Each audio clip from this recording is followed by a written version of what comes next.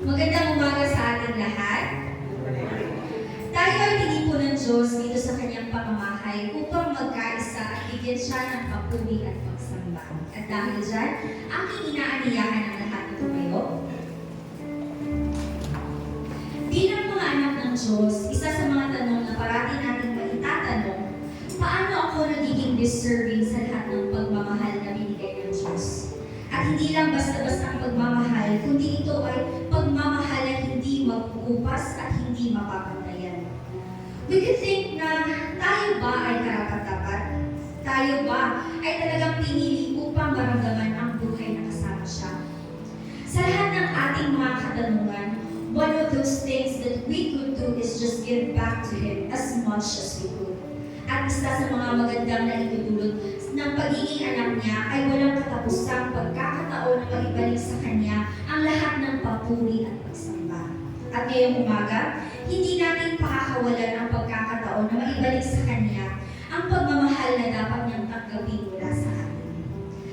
Church, awitin natin itong awit ng pasasalamat para sa ating dakilang Diyos.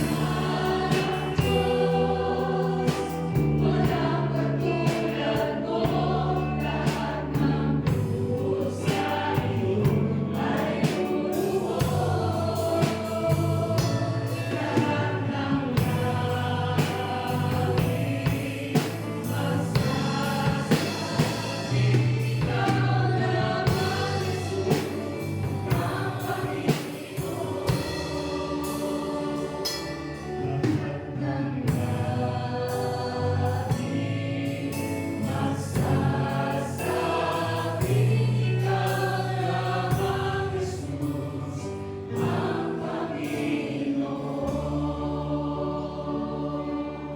continue to worship our God para sa pagpagkapo. Let us pray. Yes, God, sa matag adlaw sa mong kinulugod, Lord, you never fail to amaze us in every possible way, unending blessing and much love and overflowing favor. You never falter when it comes to loving us, Lord, and nagpasalamat kami from the bottom of our heart with all gratitude, O God. We know all these things that we do is not enough, but Lord, let all of us fill you with praises and honor, that we will never get tired of praising you, O God. For the rest of the service this morning, Lord, allow us to honor you, give you our undivided attention to you, Lord. Bless our fellowship, bless the lives of your people. And to this, we bring back all the glory and honor. In the mighty name of Jesus, amen and amen.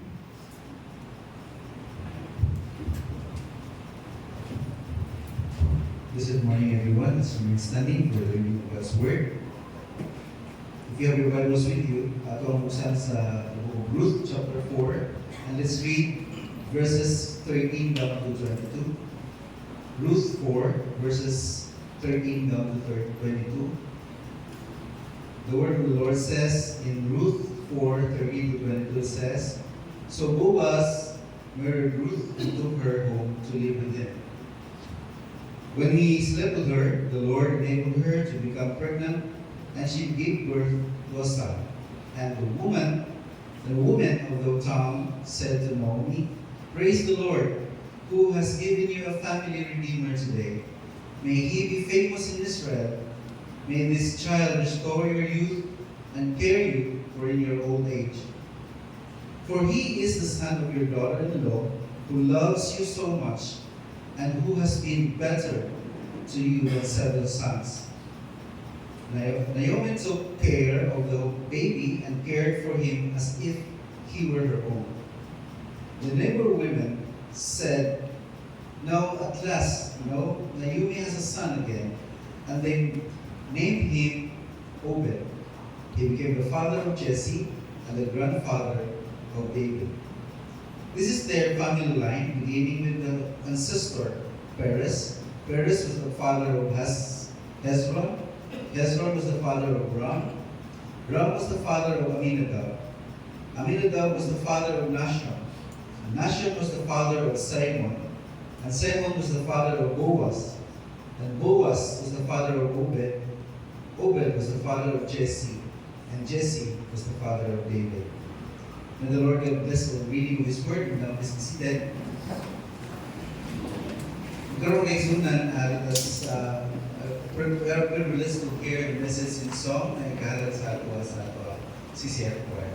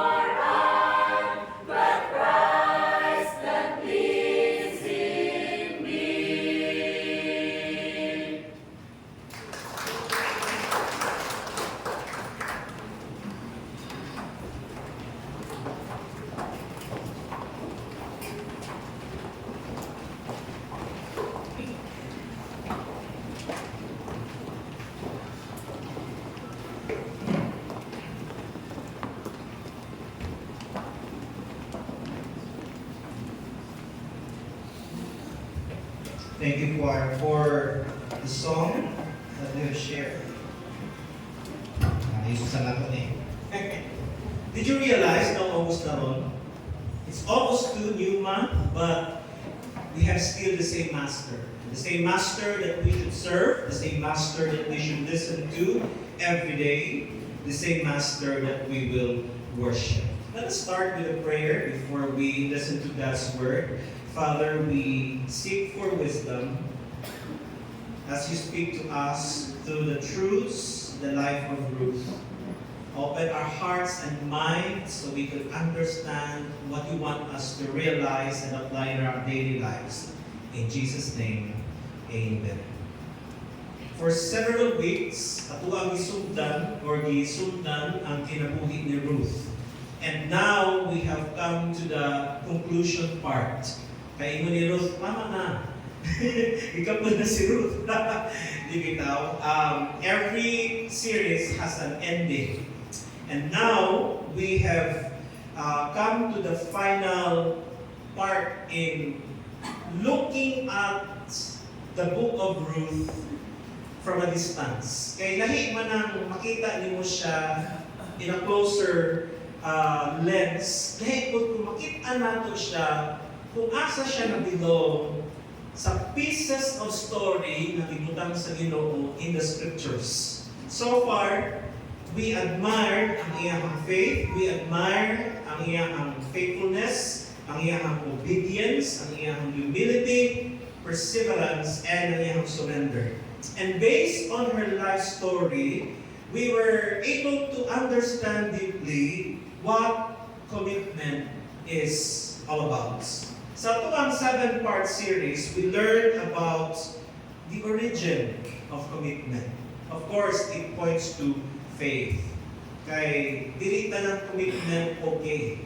If our commitment is motivated by faith, and that makes commitment holy. We also learned about the nature of commitments. And commitment is all because of the grace of God.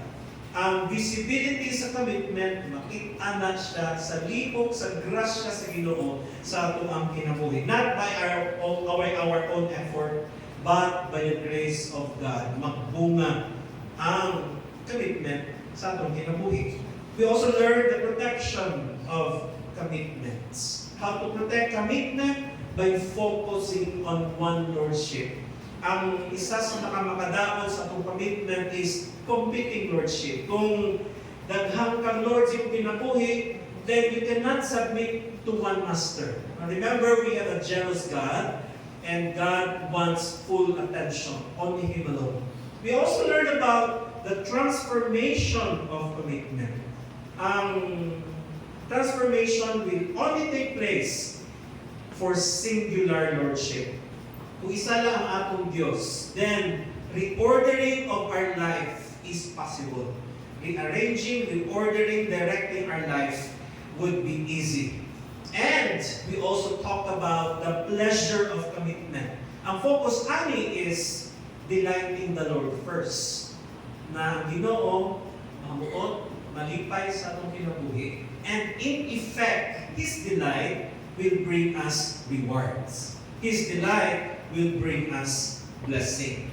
And then, the confidence of commitment. Because commitment brings us rest. Why? Because we found hope as we commit to Him. And lastly, the completion of commitment, redemption completes hope. Muling topic nato last Friday. So that is a combination of our study series sa Fridays and Sundays. And as we zoom out, mas maintindihan pa nato kung sabi ba ang Book of Ruth. Because the Book of Ruth is not ultimately about Ruth. The Book of Ruth is about God. It is about the God who never appears to be doing anything spectacular, yet it is accomplishing everything He promised. I remember, isa sa mga tip ihatag sa ako ni Pastor Arnel while I was studying sa hermeneutics is, when you study the scripture, always look for God in the passage. who is God in this passage. Therefore, mga sultita, the book of Ruth is not really about Ruth. It is about God. Throughout the book, makita nato, there's no miracle. Walay miracle hitabo, no prophets, no vision, no audible voice na malunggan nato na Ginoo ng istorya kay Ruth. No parted sea, no fire from heaven, just like what happened in Genesis. From the beginning yet, ang Ginoo galihok in the background sa life story ni Ruth. So behind every story of God's chosen men and women of faith, siya nag-direct sa circumstances, siya nag-order sa iyang mga steps, ginaandam niya ang mga tao sa iyang mission, sa iyang agenda, gina-arrange niya ang mga meetings, how Boaz met Ruth, how Ruth met Naomi, and he preserves the family, he raises a king, and in the end, he prepared a savior through the life of Ruth. So, ang dili nato makita sa kamot sa Ginoo actually is the main character in the book of Ruth. Ruth simply responded to what God was doing. So ang kwento ni Ruth, it's not an isolated account of one remarkable woman. It is just one of the many episodes na mabasa nato sa timeline, no, sa grand timeline sa Ginoo in His redemption plan. In other words, ang gusto na ko isulti, ang kwento ni Ruth, isa lamang siya na nilagay ng Diyos kung paano niya pinapakita sa atin kung ano ang kanyang mission sa kanyang redemption plan. And Ruth's story is just one of the many stories na nilagay ng Diyos to show us that God is sovereign and that God is working on man's redemption. So ang kwento ni Ruth, it reveals what happens when a person responds in faith to God's sovereign call. So bawat step na kanyang nilikha, no? Leaving Moab, remaining kay Naomi, pagpasok niya sa Bethlehem, working in the field, trusting the Redeemer, and entering into redemption, bahagi yan ng greater purpose ng Panginoon because she willingly participated in God's working redemption in or throughout the lifetime, no, sa mga tao. So just like Noah, just like Moses, just like Joseph, just like Abraham, Ruth's life story presents to us a sovereign God. Bahagi siya sa kwento ng sovereignty ng Panginoon who is always in motion from the beginning, working for our redemption. So in this sense, masasabi natin, ang kwento ni Ruth ay kwento din natin. Ruth's story is our story. Not because every believer will experience the same circumstances, but because every believer is invited into the same redemptive journey. So ang Ginoo nga nitawag kay Ruth still calls people today. The God who guided her steps still orders lives of those who trust Him. And the God who redeemed Ruth, pinaagi kay Boaz, has redeemed us through Jesus Christ. So ang kwento ni Ruth is an illustration of a much greater reality. What is the greater reality? That God's sovereign redemption unfolding in the life of a surrendered believer. So just like Ruth, who surrendered her life to the Lord or to God, ang kwento niya, katulad din natin. Why God has been using us because we surrendered our life to Him. We encountered grace, and by His grace, we were able to serve the purposes of God. So, He demonstrates sa life ni Ruth ang salvation works sa Ginoo. Just like how it happened sa kinabuhi ni Noah, sa kinabuhi ni Joseph, sa kinabuhi ni Abraham, and other great men and women of faith. So, redemption is God's sovereign work that graciously invites our faithful response. And as we respond in faith, habang kita nag-respond in obedience, habang kita nag-respond in trust, perseverance, and surrender, ma-realize nato that we have become participants in the very story God has been writing from the beginning. Ang buhay natin ay bahagi ng malaking nobela ng Diyos, the novel of His salvation plan. That's why the book of Ruth is more than Ruth's story.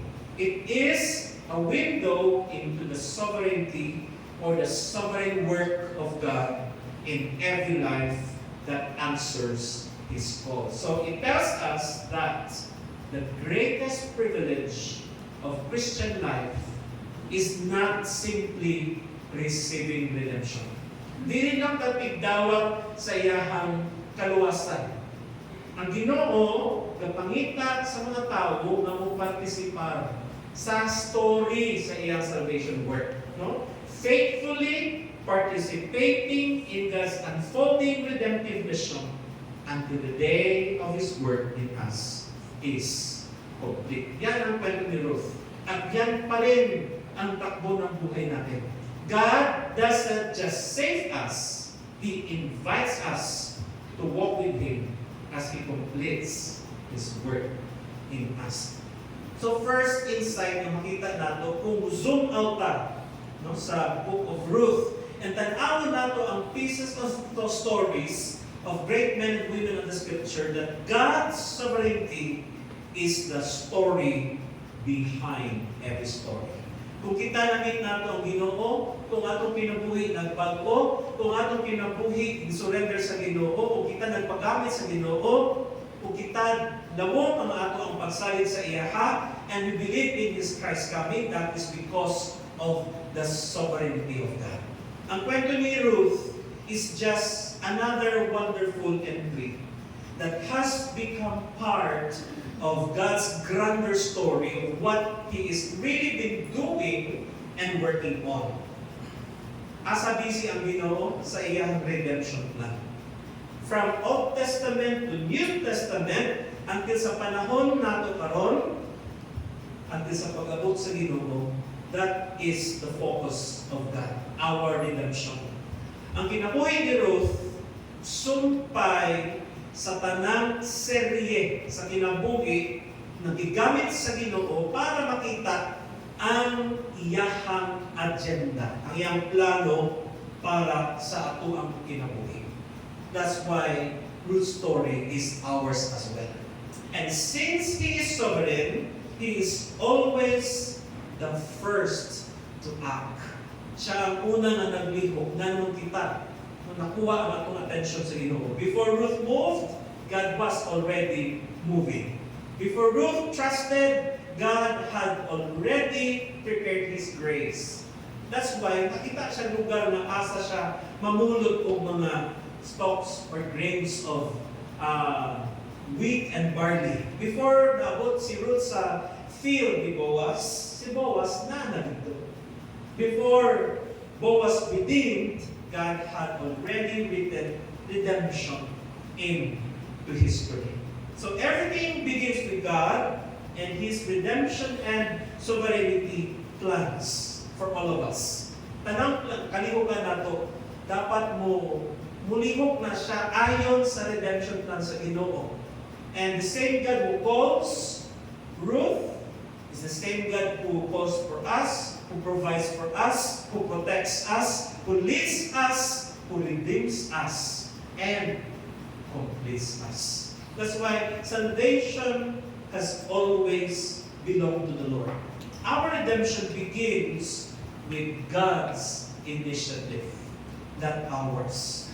Paghawa ni Ruth sa Moab, akala niya, sinusunod lang niya or sinusundan lang niya si Naomi. But ang kilos ng Diyos, He is preserving the lineage of Christ. Hindi yan alam ni Ruth. Hindi siya aware. When Ruth entered Boaz's field, akala niya, mamulot lang siya para sa kanilang pagkain. But God has already prepared a Redeemer. Na when Boaz redeemed Ruth, akala niya, nagre-restore lang siya ng family. But God was preparing the coming of King David. And eventually, David would lead to the Messiah, and Jesus would become the Redeemer of the world. So what looked like an ordinary story was actually God's eternal vision unfolding sa kinabuhi ni Ruth. So everyone na will respond sa panawagan sa Ginoo will inevitably become a participant in His sovereign plan of redemption. Ingana muliho ang sovereignty sa Ginoo. Ingana muliho, umutrabaho ang plano sa Ginoo. Wala ka change. When we said God is unchanging yesterday, today, and forever, the same ang iyang gina-work out sa tuka. Our redemption plan. Most of the time, we only understand our own chapter. But God is writing the whole book. God is writing our story. So, ang kwento ni Ruth, it reflects God's sovereignty, and it is always good to end up taking part in God's redemption story. That's why ang question sa ato karon, kita na ilawan na ito ang Ginoo. No, we have known Him since we were younger. Since we were nakaroon ng buot. No, I received Christ or saved when I was young. Nung mama nga, 3 or 4 years old, I received Christ. Ang question sa itong tanan, are we like Ruth na nag-participate sa redemption story sa atong Ginoo? Many of us think ang buhay natin ordinary lang. Every day, we work pa. Every day, nabuhi nato ang mga kabataan. Every week, we serve in the church. Every day, we fight temptation. Every day, we pray quietly. We wait faithfully. But in those ordinary moments, wala nakabalo ba? But God is weaving every act of faithfulness into His eternal purposes. Nothing surrendered to God is ever wasted. So every time you offer ka in one life sa Ginoo, you are saying, Lord, I want to be part of your redemption story. Ang tanong dyan, are you? Are we allowing ourselves to become participant of that story?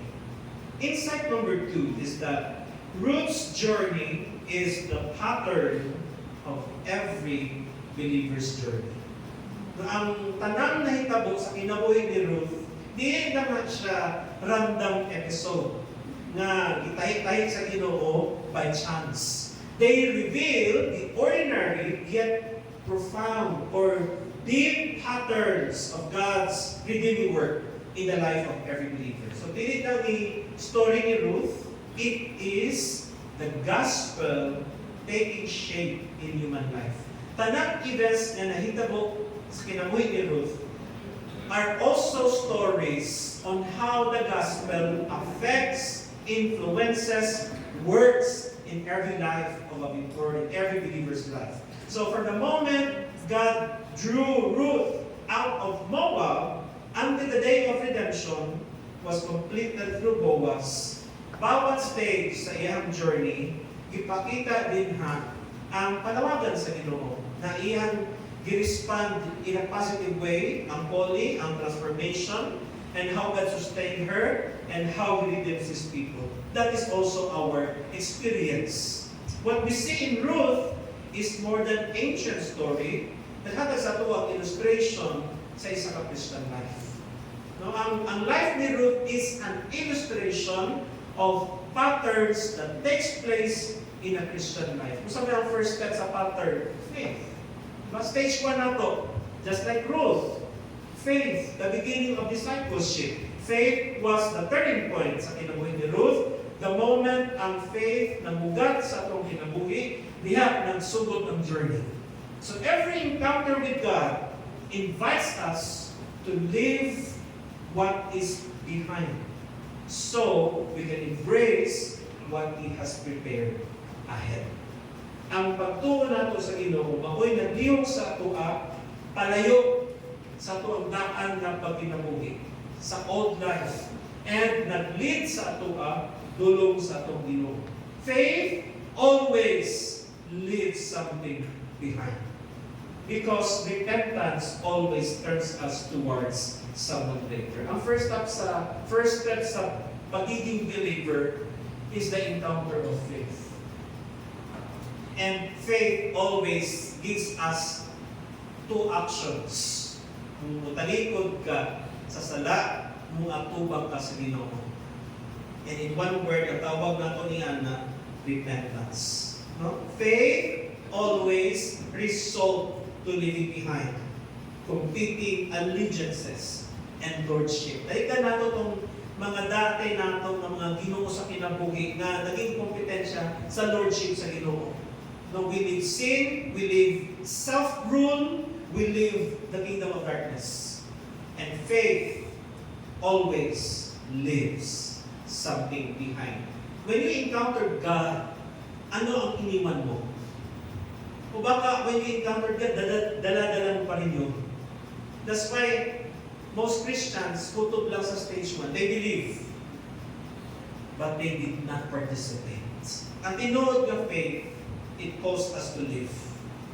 Lisod mag-participate sa ministry sa Ginoo, lisod mag-take part sa iyang redemption plan kung until now, wala pa rin mo gitalikdan, wala pa rin mo biyaan yung old life. Ano naman ang Christianity? Christianity is a life that has made a decision to turn away from the old life, old Lord, old habits, sinful ways towards God. That's repentance. And do you know what that is? One word again, repentance. So si Ruth, ihawa siya sa Moab before she could commit. She has to decide to live. Why there are so many Christians are not yet growing? Nadugay na nga nagtuo because they forget one move, leaving behind. That are hindrances to participate in the redemption story of God. So yan ang requirement sa belief. No? Live old life. It's not just about feeling sorry, because repentance is a product of genuine faith that has decided to follow Jesus. Nga naman ang requirement sa faith is to live because it requires us to follow Jesus. Following Jesus requires to live your own life. You live your patterns of language na dati mong ginagamit noon. Yung hindi na dapat gamitin ngayon na language pag galit ka or kung nakuratan ka, it should not be your pattern of language now because you believe. So ask yourself, did I truly live? Because true faith means you left already. Ihawa na ka. Iba na ang buhay mo. Iba na ang master mo. Because if we haven't truly left, then holy commitment is impossible. And where there's no commitment, participation in God's redemption story is impossible. Kaya imposible maging story mo, ang story ni Ruth, kung hindi ka pa tumalikod, hindi ka pa umalis sa dating gawin. Kung hindi ka humarap sa Diyos. Stage 2 is commitment. What is stage 2? The decision to remain. So faith teaches us to live. Commitment teaches us to remain. This is old life, but sa new life. Faith calls us to live. But commitment teaches us to remain. To remain in service, to remain in God's standard, to remain in God's mission, to remain obeying the will of God.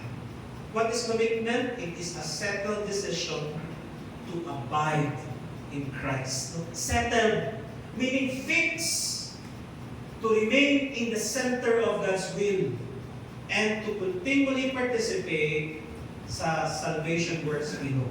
Daga sa mga tao, nindot ang pagsugod. Kaya lang, gamay lang ang nagpabilin.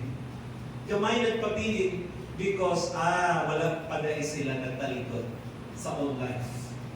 Why may mga tao magsulti nga, nag-backslide sila? Actually, wag pagit nila na talikdan ang dapat talikdan. They did not follow Jesus with all their heart, soul, and mind.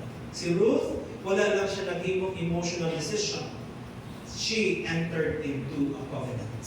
What makes commitment holy? Pumasok ka sa holy covenants.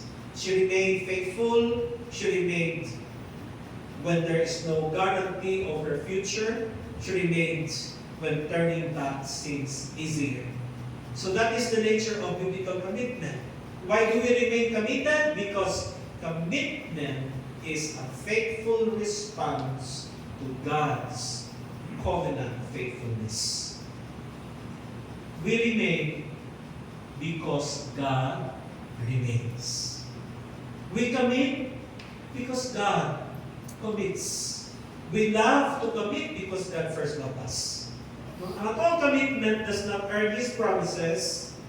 Ang atong commitment maoy ebidensya nakita nagasalig sa tao nga, sa Ginoo nga nagsaad sa atuan.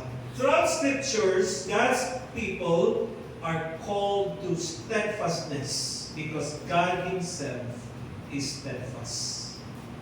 Ang Kristyanismo is not a moment of inspiration. It is not a decision made only when life is convenient. Christianity is what?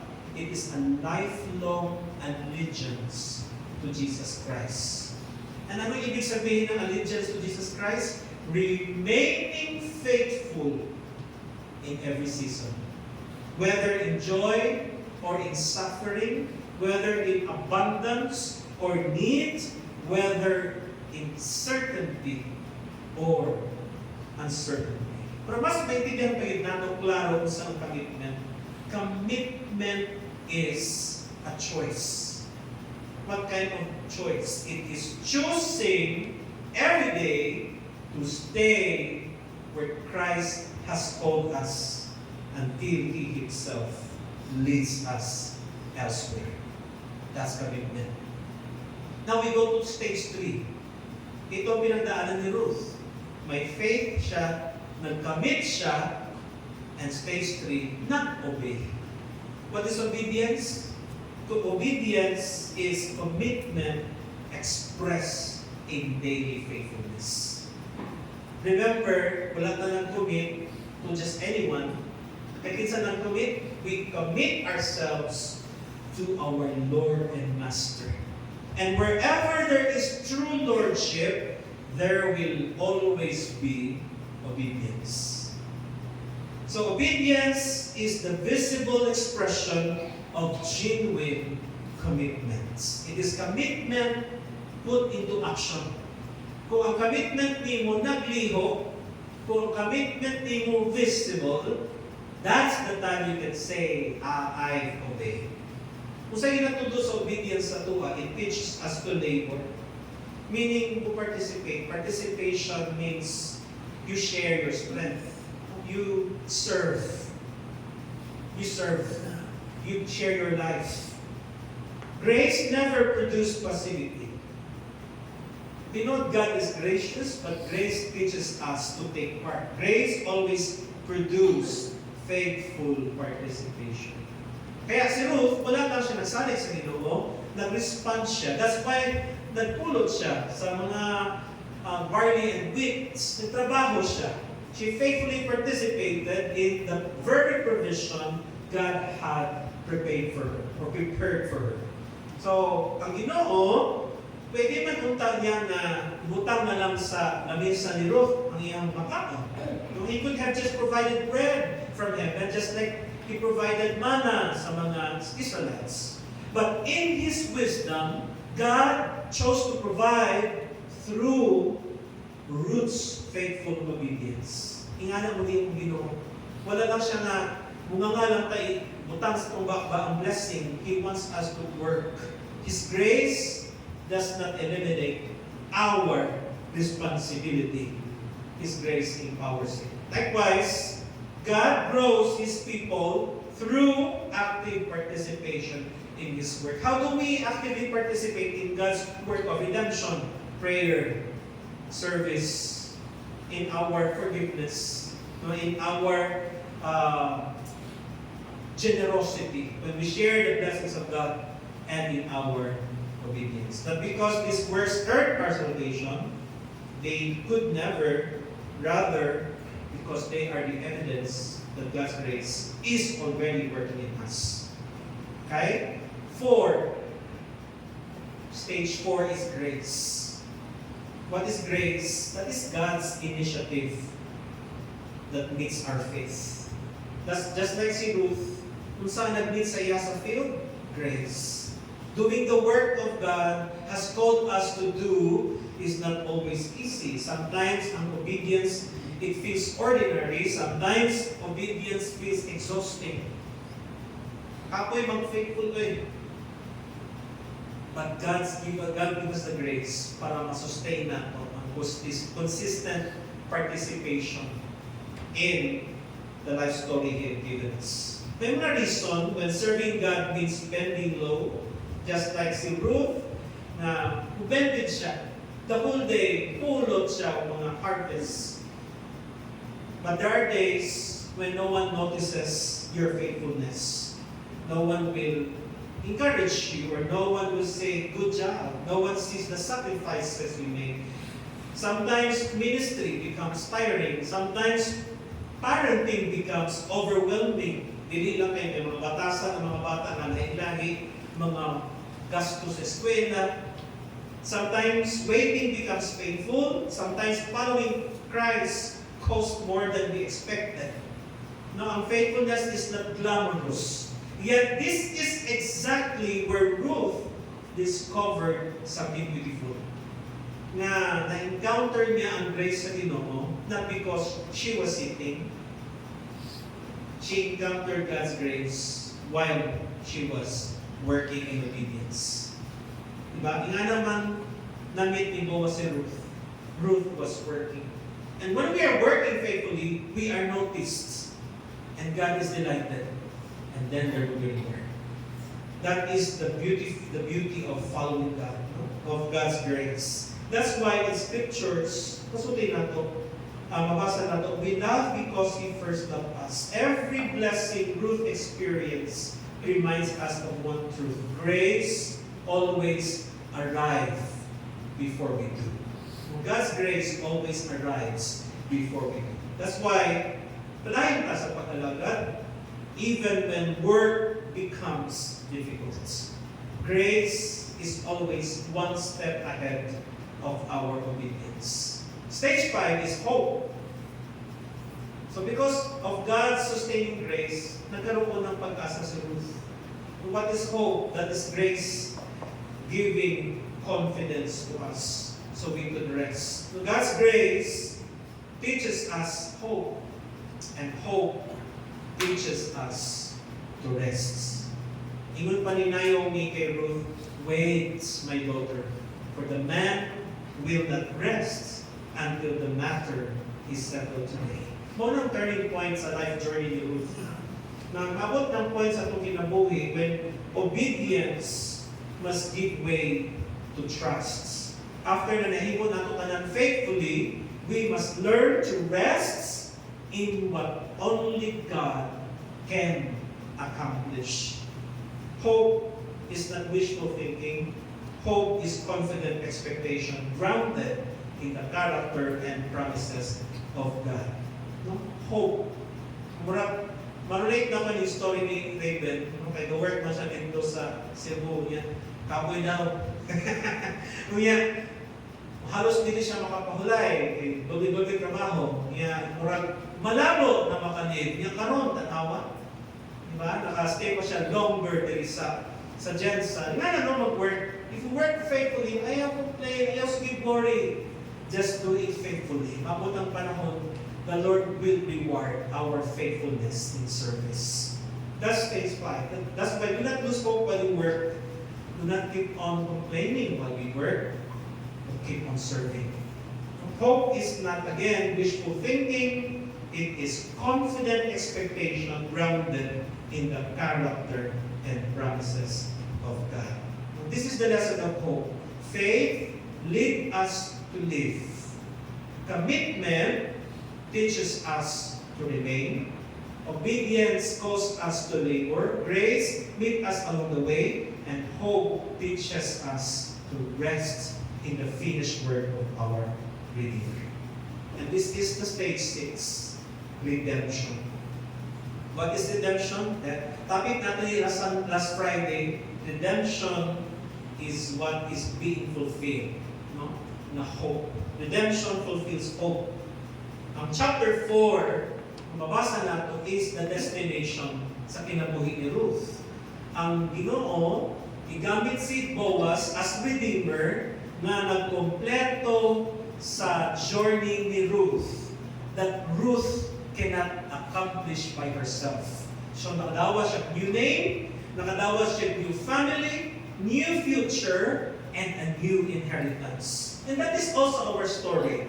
No, ang gospel, it does not merely forgive us. The gospel teaches us that we are adopted by God, we are transformed by God, we are given new identity by God, and God secured an eternal inheritance for us.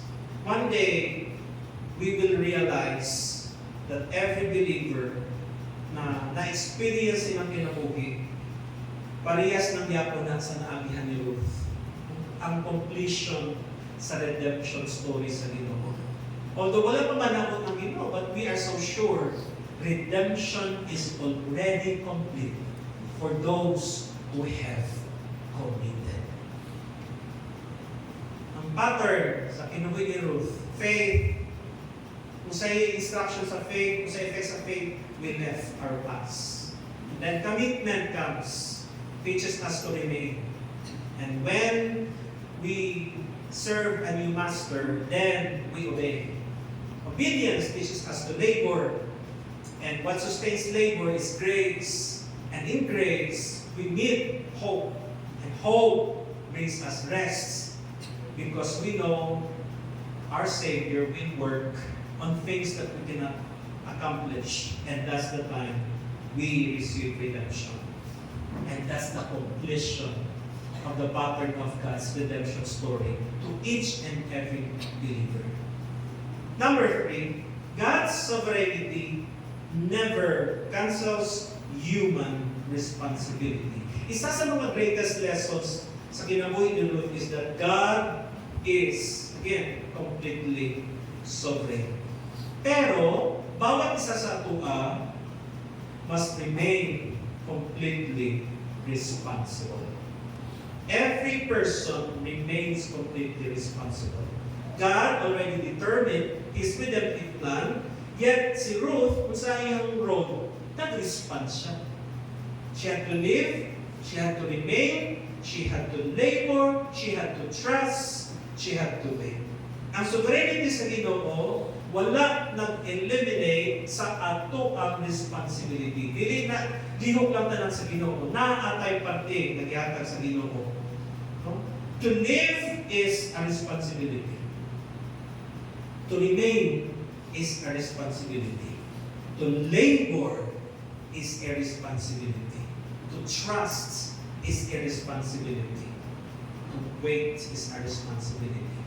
And since it is a responsibility, kita accountable sa Ginoo sa ato ang response on how we handle faith, how we handle grace, and how we handle hope that He has given us. Number 4, ang atong application, it comes a question, how should we examine ourselves? Kung tanawan na ito atong kabulimon, if Ruth is the pattern of the redeemed life, then there are some questions that we must ask ourselves. Una, sa responsibility. Am I responding appropriately at every stage of my walk? Asa ka karon sa stage, sa pattern sa redemption sa Ginoo? Napa ba sa issue ba sa imo ang pag-live? Sa old life? Sa past? Sa old master, sa imong old desires, sa mga old dreams and goals? Have you left? Or next, have you remained? Are you laboring? Are you trusting? Are you resting? Are you persevering? Remember, if you fail in this area, it's not God's fault. It is ours. Why? Because it is our responsibility.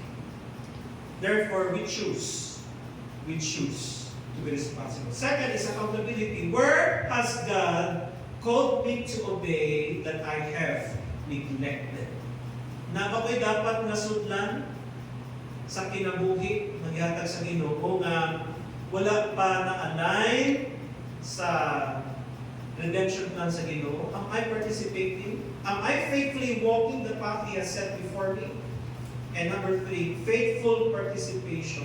Am I merely receiving grace? Tigdawat na ba ko sa panalangin sa Ginoo? Tigdawat na ba ko sa iyang grasya? Or ako nagalimpo sa gingharian sa Ginoo? That my faith is visible, and it is found in my commitment, and it is shown in my obedience. Am I contributing in the body of Christ? Am I serving? Am I building? Am I bearing fruit?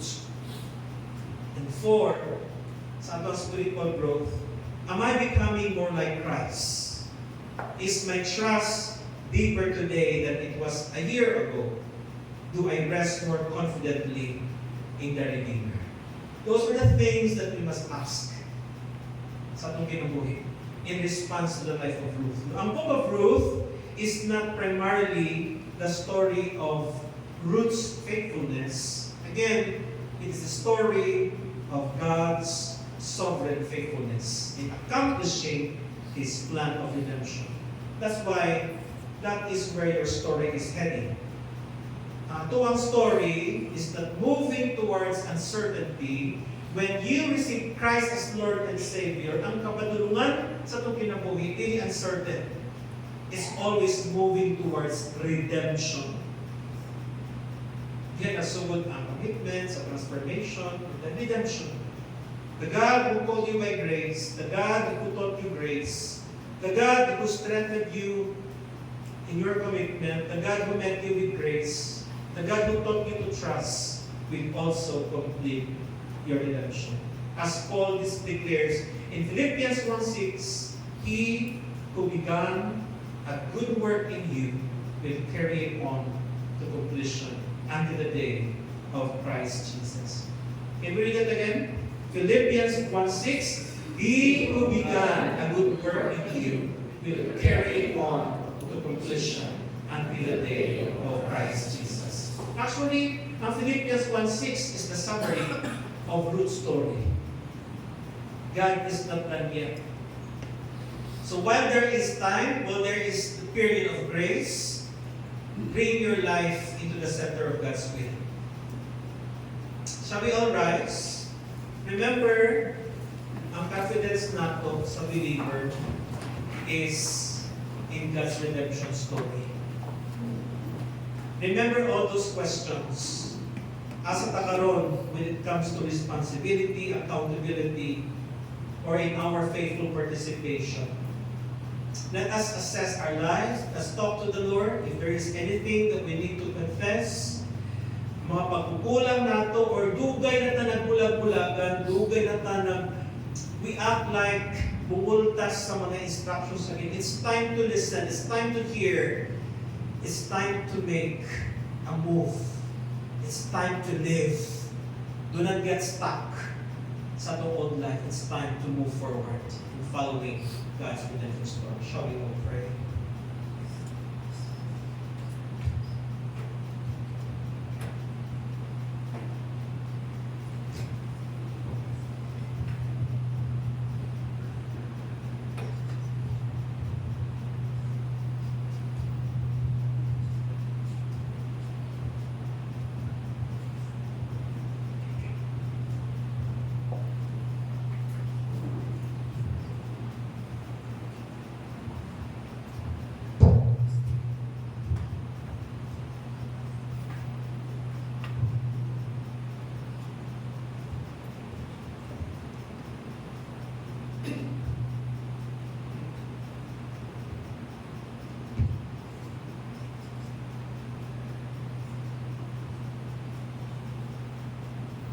Heavenly Father, we have completed our journey of knowing Ruth's story. And thank you for letting us realize that it is also our story. It's one model life story that we need to follow and adhere.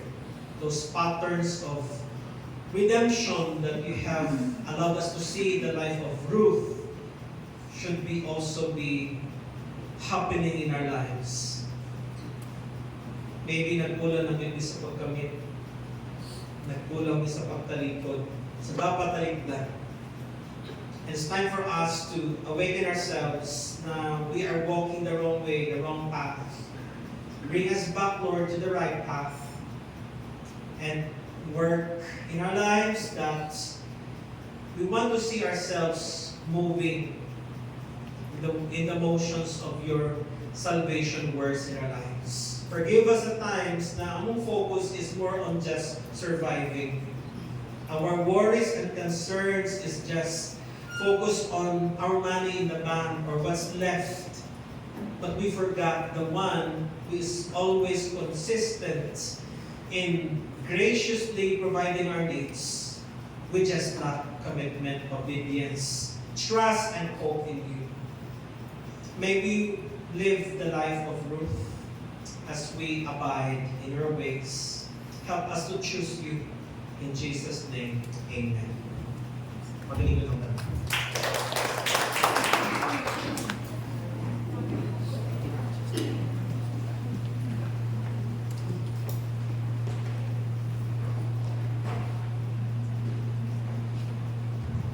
Praise the Lord for that very timely message.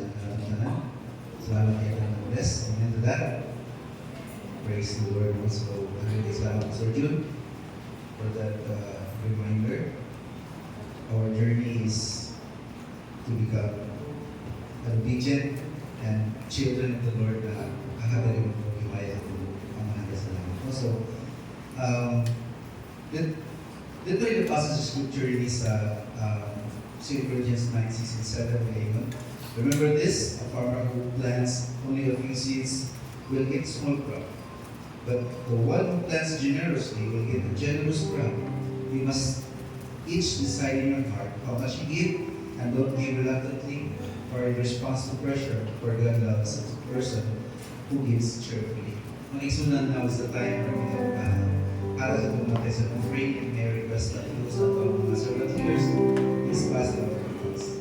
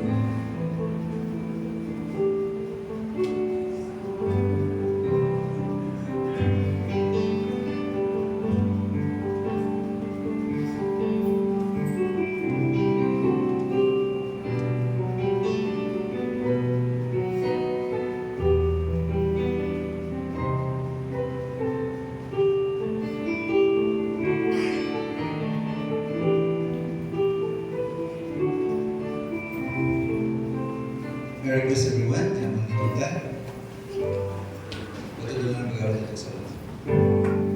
Praise God from all blessings flow.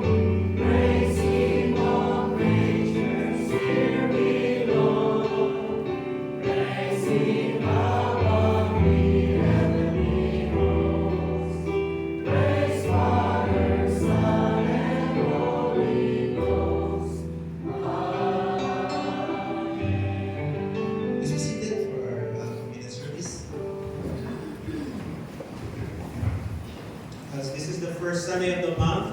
going to observe Lord's Supper. And as we prepare, tatawagan na ako ang mga SLG to assist me sa pag-distribute sa mga elements.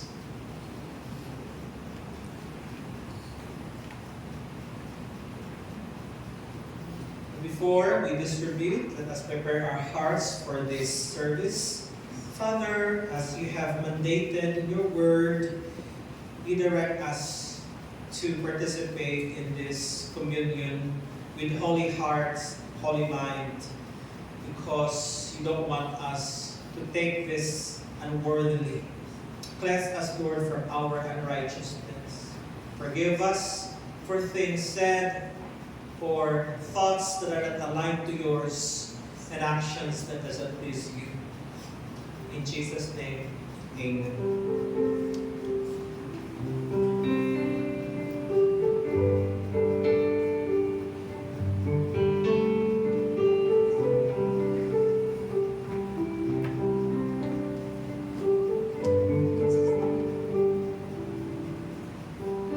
Like a deer that pants for water, I am thirsty for you, Lord.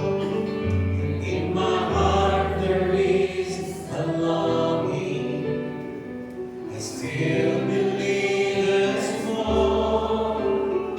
So open up the heavens and let your spirit fall like rain. Wash me in your presence, refresh my life again. My hungry heart is what I bring to the table of my King. For there my soul is satisfied with all the goodness He provides. All that I need is there by faith. The table is set with mercy and grace. So I come with a hungry heart. As I come into His presence, I am made complete.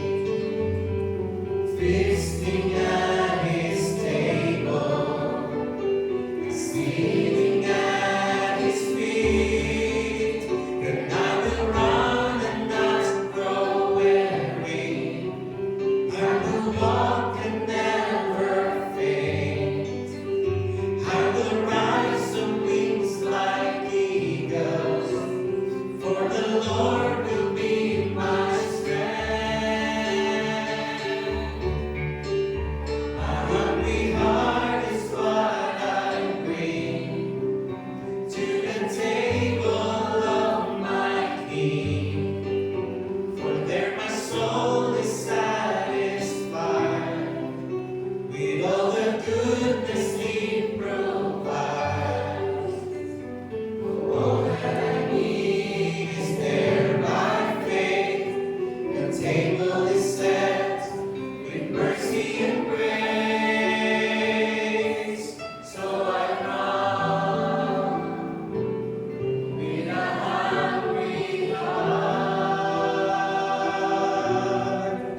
So I come with a hungry heart. Let's all stand.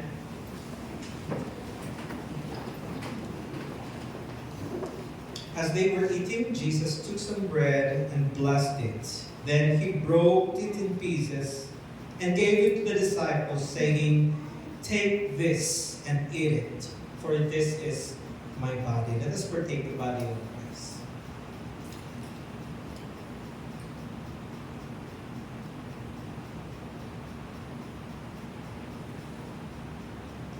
And He took a cup of wine and gave thanks for it.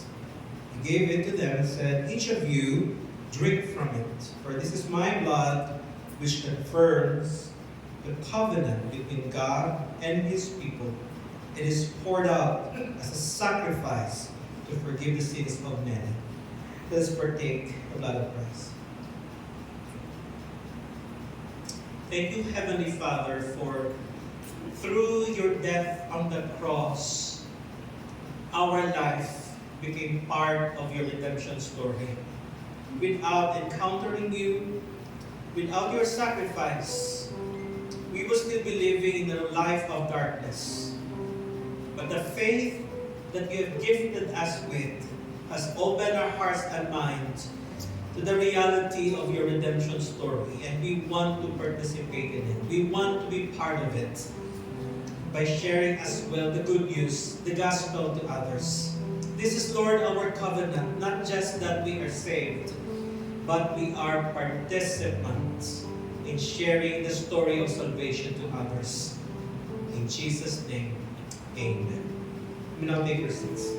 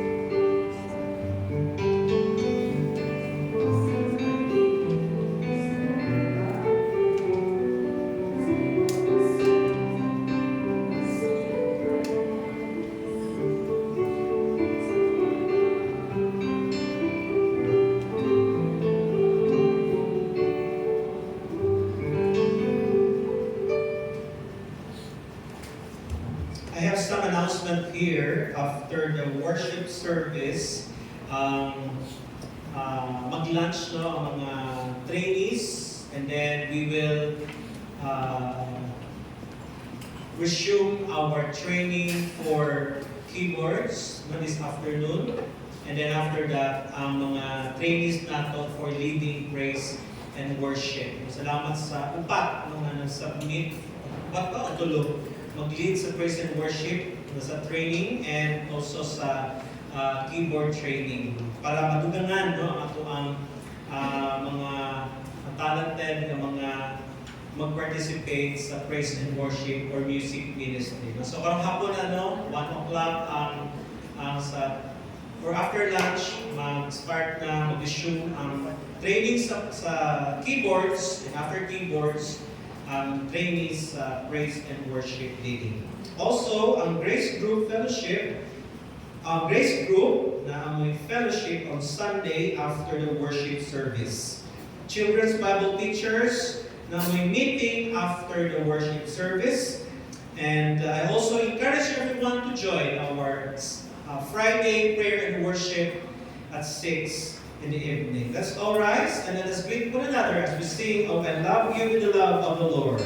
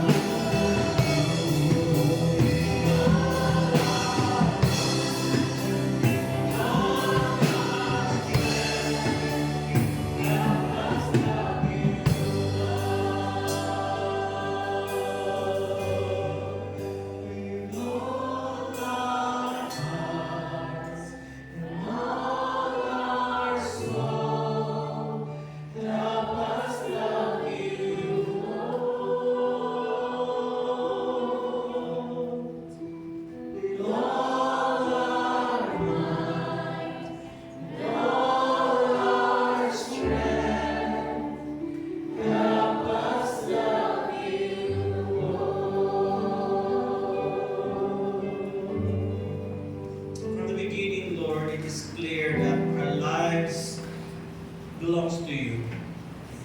You breathe life to us. And your purpose is that our existence will bring the light to you. But sin caused us to walk away and live according to how we wanted to be. And so, you are not pleased anymore. Sometimes with our ways, our lifestyle, our interests, our dreams are far from your design for us. Our hearts and minds are so focused on meeting the expectations of the world and not yours. Remind us once again, Lord, of your expectations. Or better yet, your requirement from us.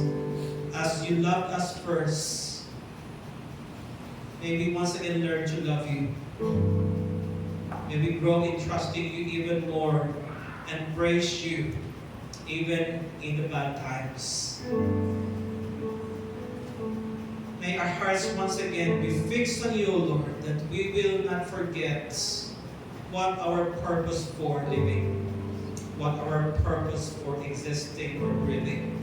It's for you. And again, Lord, we write our story back to your redemption plan. Not on our dreams, not on our goals. May all be aligned to your original plan for us, to your works of salvation. And that our lives be an instrument of that others may know that you are our Lord in our existence. In Jesus' name, amen.